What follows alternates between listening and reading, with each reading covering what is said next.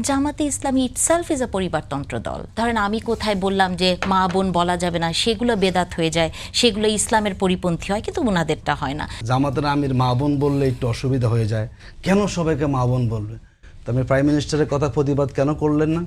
অসংখ্য ভিডিও আছে, উনি বক্তব্যে বলেছেন যে মা বোনেরা। আমি তো নিজেই সন্দিহান যে শেখ হাসিনা যদি না থাকে বা ওই শেখ পরিবারের যদি না থাকে, তাহলে আওয়ামী লীগের অস্তিত্বটা কোথায় যাবে? ওনারা ডিবেট করুক, ঠিক আছে, এই 5 কারণে জামাত ইসলামী ফ্যাসিবাদ, আমরা 20টা কারণ দেখাবো এই কারণে বিএনপি ফ্যাসিবাদ। আসুন, আপনি আপনি একটা কম্পিটিশন আয়োজন করে দেন।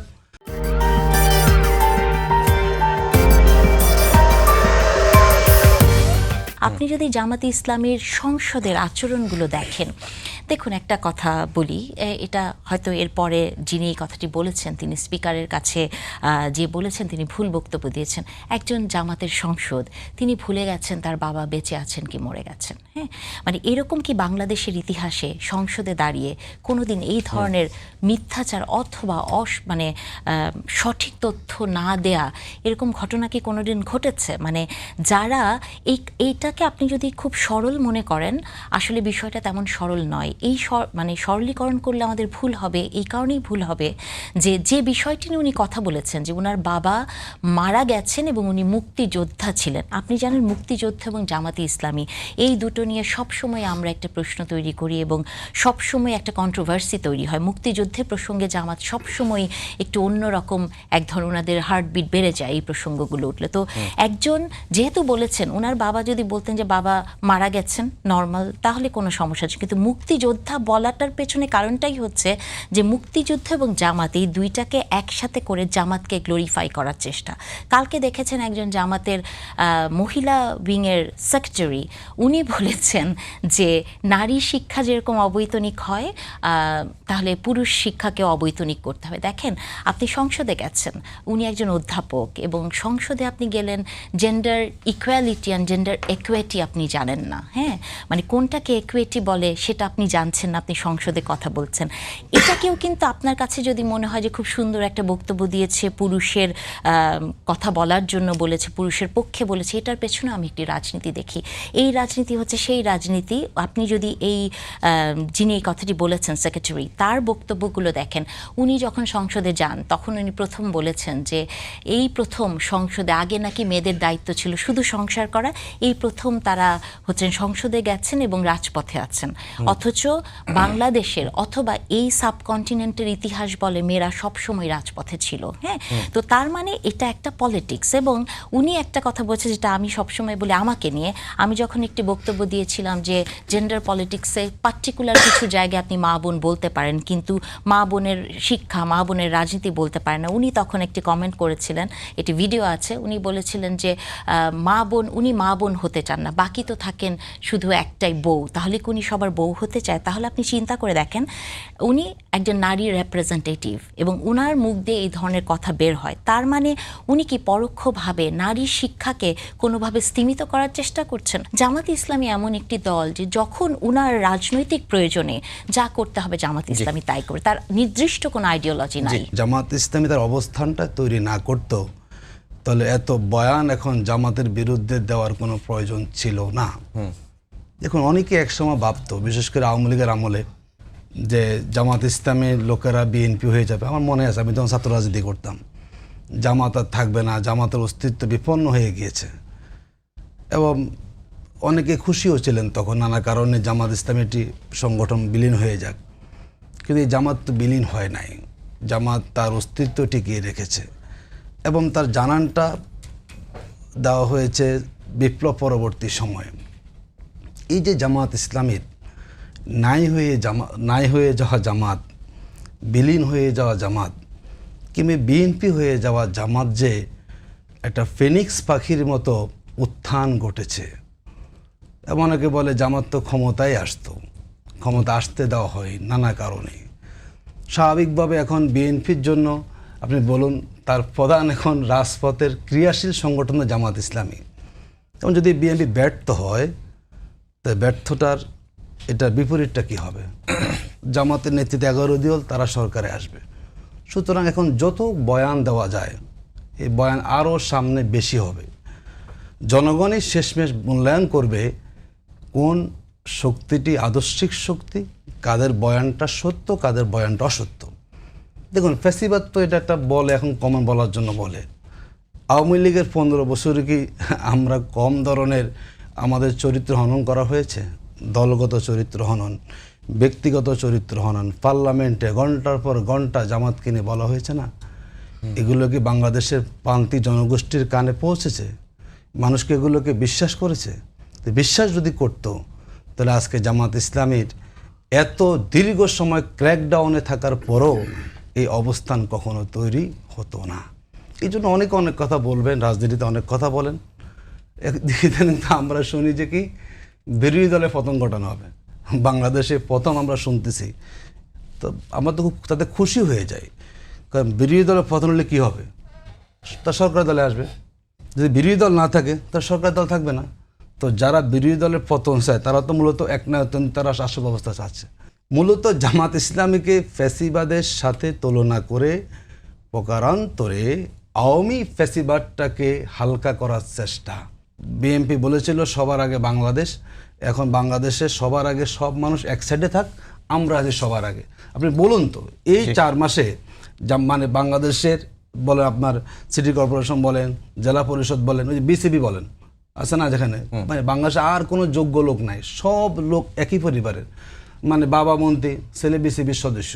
তো আপনি যখন ফ্যাসিবাদের পথে হাঁটা শুরু করেছেন, আপনি যখন সংস্কার প্রস্তাব মানছেন না, আপনি যখন সুপ্রিম কোর্ট সচিবালয়কে তুলে নিয়ে গেছেন, যেটা এই প্রসঙ্গে আমি আসছি, আমি পক্ষে ছিলাম, শেষ করি। এখন যদি না তাহলে বলুন, ওনারা ডিবেট করুক, ঠিক আছে, এই 5 কারণে জামাত ইসলামী ফ্যাসিবাদ, আমরা 20টা কারণ দেখাবো এই কারণে বিএনপি ফ্যাসিবাদ।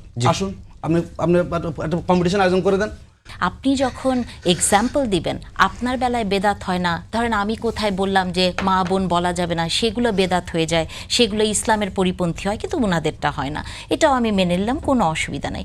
জামাতের বিরুদ্ধে আসলে কিছু বলা যাবে না, সত্যিই তো বলা কি যায় জামাতের বিরুদ্ধে? আপনি দেখেন জামাতকে নিয়ে নাকি চাঁদাবাজির কিছু বলা যায় না, বলবেন কি করে? কারণ জামাতি ইসলামী একমাত্র দল যারা নাকি চাঁদাবাজিকে প্রাতিষ্ঠানিক একটা রূপ দিয়েছে, তাই না? তারা তাকে কত সুন্দর সুন্দর নাম দিয়েছে, হাদিয়া, তারপরে আপনার স্যালারি থেকে কেটে নিলে কি যেন এনায়াত, এরকম অনেক সুন্দর সুন্দর ইসলামিক নাম আছে। এখন আপনি ধরেন আবার আপনি দেখেছেন যে কেউ একজন, এই যে যখন একজন ওনাদের শিবির নেতা যাকে বলা হলো যে উনি গুম হয়েছেন, আসলে আত্মগোপনে ছিল, তার কাহিনী যখন প্রকাশিত হলো, তখন ইভেন সাহাবাদের জীবনে কি করে প্রেম ভালোবাসা এসেছে সেটা দিয়েও জাস্টিফাই করার চেষ্টা করা হয়েছে। আসলে হয়েছে কি, মানে আপনি যা কিছুই করেন না কেন, ওই যে বলেছি ইসলাম নয়, ইসলামের সেন্টিমেন্ট নিয়ে রাজনীতি করাটার সৌন্দর্যটা ওইখানে, যে সব কিছুর মধ্যে ধর্মের একটা লেবাস আপনি দিয়ে দিবেন, তাহলে আপনার 7 খুন মাপ হয়ে যায়, তাই না? বলছিলেন বিসিবির কথা, পরিবারতন্ত্রের কথা। জামাতে ইসলামী ইটসেলফ ইজ আ পরিবারতন্ত্র দল। আপনি জামাতে ইসলামীর যে নুরুন নাহার সিদ্দিকা বলেন বা জামাতে ইসলামী যারা আছেন, দেখবেন তো নারী উইংয়ের তো বেশিরভাগই কারো স্ত্রী, কারো বোন, কারো মেয়ে। হ্যাঁ, জামাতে ইসলামীর যারা আছেন এখানে, আপনি জামাতে ইসলামীর এমপিদের দেখেন তো, তাদের বংশ পরিচয় নিয়ে দেখেন তো। আমি জানি না আতিক ভাইয়ের বংশ কতজন জামাত আছে। আমি এটাকে সুন্দরভাবেই দেখতে চাই যে জামাতে ইসলামী এমন একটি দল যারা বংশ পরম্পরায় কাজ করে। তাহলে এই দল যখন আবার পরিবারতন্ত্র নিয়ে কথা বলবে, এটা কি খুব হাস্যকর হয় না? আমার কাছে তো মনে হয় যে এটা আসলে খুবই হাস্যকর হয়। ম্যাডাম বললেন পরিবারতন্ত্র, দেখুন উদাহরণটা কত সিলি উদাহরণ দিচ্ছেন। জিয়াউর রহমানের উত্তরসূরি হিসাবে বেগম খালেদা জিয়া, জনাব তারেক রহমান, শেখ মুজিবুর উত্তরসূরি হিসাবে শেখ হাসিনা, আর কোনো যোগ্য লোকই ছিল না বাংলাদেশের আওয়ামী লীগের প্রধান হওয়ার মতো। বিএনপিতে ছিল না, জাতীয় পার্টির পরে এখন ধরেন জিএম কাদের। তো জামাতে শফিক সাহেবের কি আত্মীয় হয় নিজামী সাহেব? মানে আপনি কোথায় নিচ্ছেন? দেখেন কোথায় পরিবারতন্ত্র হলো, টপ টু বটম কোথায় মিলাচ্ছেন আপনি? জামাতের যে এমপি হলো 9 জন, বলুন তো, জামাতের আমির ওয়াইফ এখানে আছে, তায়ের সাহেব ওয়াইফ এখানে আছে। এখন তাহলে জামাতের মানে জামাতের যারা নারী, তারা কি একদম সবই যে আপনি না জামাতকেও করা যাবে না? তো জামাতের তো কয়েক লক্ষ নারী কর্মী আছে আমাদের, কারো না কারো তো বউ, কারো না কারো তো সে বোন।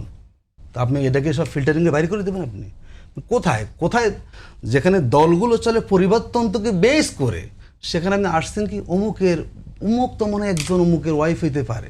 মানে আমাদের মানে দৃষ্টিভঙ্গিটা এত শর্ট হয়ে গেছে, আমরা কি মিলাবো সেটা খুঁজে পাই না। দেখুন একদিন আমরা শুনলাম যে জামাতের আমির মা বোন বলে, আমরা দেখলাম আমাদের মাননীয় প্রধানমন্ত্রীও কিন্তু মা বোন বলে, জামাতের আমির মা বোন বললে একটু অসুবিধা হয়ে যায়, কেন সবাইকে মা বোন বলবে? তো আমি প্রাইম মিনিস্টারের কথা প্রতিবাদ কেন করলেন না? অসংখ্য ভিডিও আছে, উনি বক্তব্যে বলেছেন যে মা বোনেরা, এটি বাংলাদেশের একটা রাজনীতিতে কমন একটা শব্দ। আমাদের ভাই বন্ধুগণ আমরা বলি মা, শুধু সেটাকেও আপনি এসে ধরেন, তো এই অপরাধে তো সবাই অপরাধী সেখানে হয়ে যাবে। আমি তো নিজেই সন্দিহান যে শেখ হাসিনা যদি না থাকে বা ওই শেখ পরিবারের যদি না থাকে, তাহলে আওয়ামী লীগের অস্তিত্বটা কোথায় যাবে? তো বিএনপির বেলায় বিএনপি বলতেই আসলে জিয়া পরিবার, এর আসলে কোনো ব্যত্যয় আসলে ঘটে না কখনো। আর তারপরে যে কথাগুলো উনি আরও বলছিলেন যে সাংসদদের কথা নিয়ে নারীকে ক্রিটিসাইজ করবেন, আপনি যে প্রশ্ন করেছেন সেটার উত্তর উনি দেননি। আমির হামজা নামক ওনাদের একজন এমপি আছেন, কি বলে আপনি শুনেছেন? কখনো কি জামাতে ইসলামীকে শুনেছে?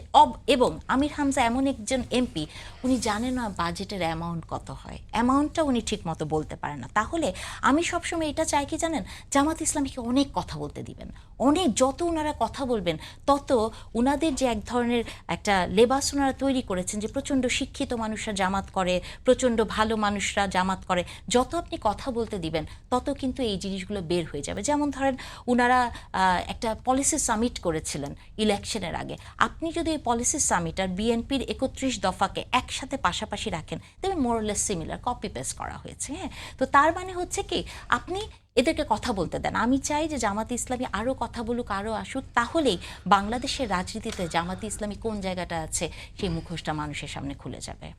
একজন হলো সর্বমন্ত্রী, আর কোনো লোকের কোনো বয়েস নাই, ধর্ম মন্ত্রণালয় একই মন্ত্রী। আমি তো বলি যে এখানে সরকারি দল ব্যর্থ, কারণ তাদের কোনো বোকাল লোক নাই, যা এই বিষয় আসে সব সর্বমন্ত্রী মহাশয়কে বলতে হবে কেন? তারা তো বহুবার মানে জামাত না ধরেন যে 66 জন এমপি আমাদের নতুন হয়েছেন, ওনার তো বহু এমপি আগে থেকে আছে, মন্ত্রীর অভিজ্ঞতা বহু আছে, তো সব একজন মন্ত্রী বলেন কেন? আস্থা কারোর প্রতি পোষণ করে না। মানে শুনেন, আমাকে পিট মারবেন, পাট করে আমি আপনাকে মারবো। আমি তো মনে করি আমাদের পার্লামেন্ট নীরব থাকেন কেন? পার্লামেন্টীয় সংস্কৃতিতে বিরোধী দলের নেতার কথার কাউন্টার করবে মাননীয় প্রাইম মিনিস্টার, তিনি কেন করেন না?